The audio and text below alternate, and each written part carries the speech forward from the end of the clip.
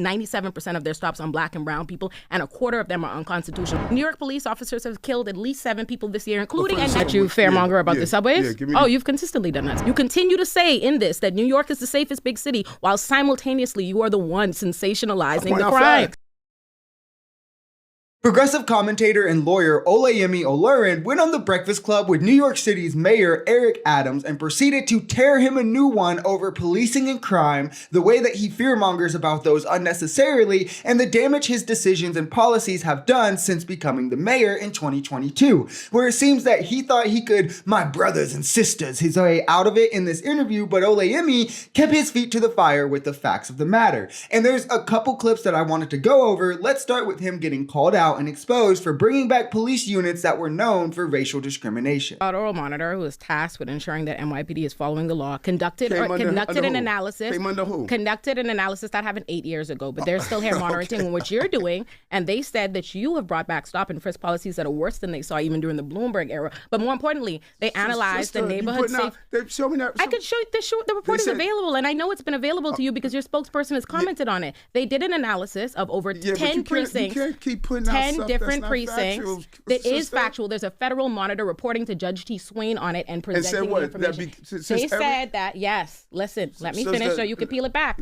They conducted an analysis of 10 different precincts, and of the stops of 10 different precincts, they found that 97% of them, by the way, of the neighborhood safety teams that were disbanded in 2020 because of their disproportionate abuse against Black and Hispanic people that you revived, they analyzed 10 of those different neighborhood safety teams and found that they're conducting 97% of their stops on Black and brown people, and a quarter of them are unconstitutional. What she's saying is absolutely true, and it was a point of contention and controversy for Eric Adams since he became elected in the beginning of 2022, where in 2022, over 90% of the NYPD's recorded stops were of people of color, with blacks being disproportionately stopped in those numbers. Despite this, Eric Adams went on to then repeal the How Many Stops Act, legislation that would have required police to document pretty much all their stops with civilians, documenting race, gender, age, etc., further discouraging this exact kind of discrimination, as then it could be easily followed through paperwork at all levels. And as Olayemi stated, the departments he brought back have indeed stopped over 97% Black and Hispanics, with 24% of those stops being unconstitutional. He resurrected those departments, changed their name, but changed nothing about them, and surprise, surprise, they haven't changed much either. Can you give me the quote? That you fearmonger about the subways? You've consistently done that since the day one of your administration. One of the first things you did was add 1,000 officers to the subway because you claimed that the subways are unrideable. You and Hochul did this and said how dangerous it is, and you recently did that when you deployed the National Guard. Sister, but that wasn't my question, Queen. My question was, what was my fear mongering? What did I say? People on the far left disagree with me. You know, many people on the far left, they say, Eric, people should be allowed to sleep on the streets.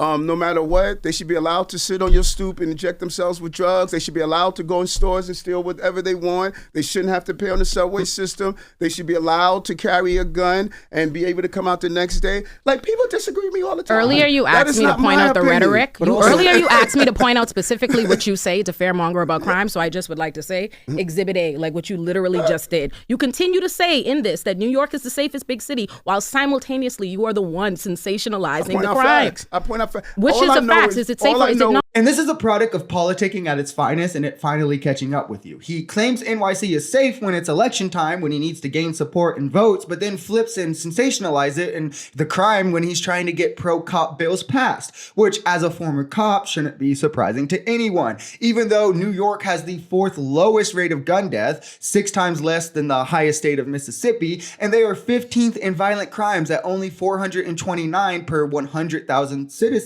and then 28th in property crime. So they are not on the higher end, top 10 in any crime, yet Eric Adams will fearmonger about these exact things to push policies like stop and frisk, which disproportionately affects people of color, or to resurrect these racist departments, or to send unneeded police to the subway, or just any of his pro-cop policies that are in no way necessary for the public safety. Breath that you want to sensationalize me, want to highlight and point out, an officer was killed the other day, which is a rare occurrence across the United States, but let alone in New York. New York police officers have killed at least 7 people this year, including a 19-year-old. An NYPD officer killed a 19-year-old in Queens yesterday. I'm not going to dismiss the loss of a life of an innocent person that wears a uniform to protect us. But you do, of the 31 people dead at Rikers, and the 19-year-old killed yesterday. I feel like I don't want to take you out of context, and I don't want people to all of a sudden criticize that you're being dismissive of a young man being shot Mayor and Adams, killed. that's not going to work on me. This is another one of the oldest pro-cop tricks in the book. Hyperfixate on the cop deaths and pretend violence against cops is a major problem, but then also simultaneously gloss over the lives being taken by those same officers.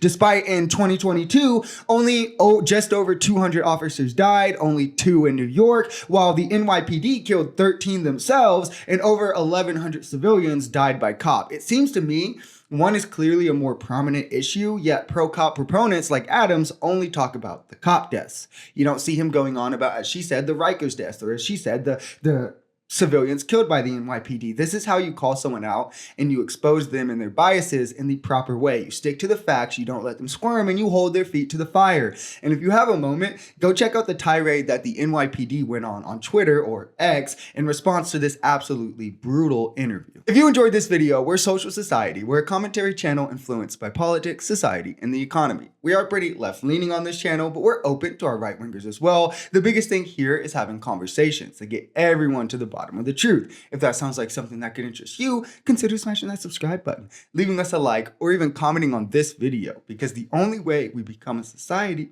is together.